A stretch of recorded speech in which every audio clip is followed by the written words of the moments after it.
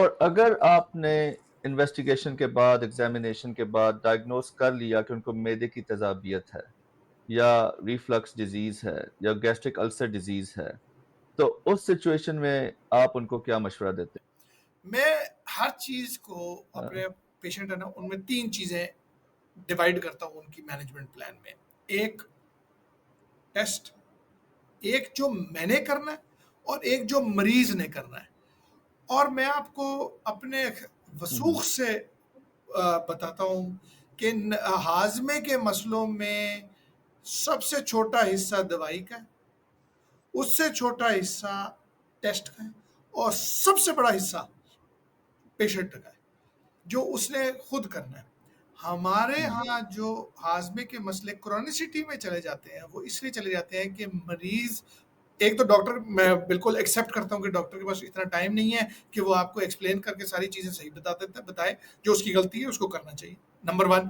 Number 2، تھوڑا مریض، وہ کہتے ہیں نا کہ عشق میں سارے بے ایمان ہو جاتے ہیں، تو ہمارے جو مریض ہیں نا وہ بھی تھوڑے سے بے ایمان ہیں. وہ چاہتے ہیں کوئک فکس، کہ جی جلدی سے ادھر دوائی آئی، وہ کہتے ہیں نا دوائی اندر تے ڈنگ باہر.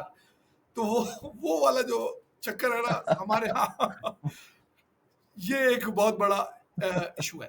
تو میں ہمیشہ ٹیسٹ کی بنیاد رکھی جائے گی کہ جی ہمیں کیا چیز ڈیفیکلٹ لگ رہی ہے یا کیا ریڈ فلیگ سائن ہے کہ نہیں. ایک دوائی، جیسے ہم نے کہا کامن معدے کی تیزابیت کی چیزیں جو ہیں نا وہ کامن، جس طرح ہم نے کہا اومیپرازول، جس کو پی پی آئی وغیرہ کہتے ہیں، ڈفرینٹ برانڈز ہیں، ڈفرینٹ آتے بھی رہتے ہیں ہمارے.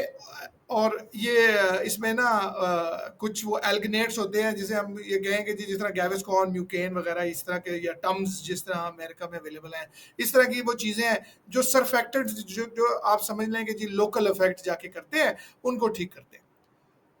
لیکن جو خالی ڈسپیپسیا یا گرڈ جسے ہم کہیں گے یا تیزابیت جسے آپ کہیں گے، یہ ایک بہت کمپلیکس چیز ہے. ہر کسی کو السر نہیں ہوگا، ہر کسی کو ایک ہی پرابلم نہیں ہوگی. السر تو دیکھیں نا وہ چاند سے نظر آ رہا ہے. ایک السر ہو گیا، آپ نے کیا انڈوسکوپی کی السر نظر آیا، اس میں آپ نے کیا 6 سے 8 ہفتوں کے لیے ایک آدھی دوائی دے دینی ہے. بہت زیادہ ہوگا تو ایک بایوپسی کر کے دیکھ لیں گے کوئی خطرناک چیز تو ہے کہ نہیں.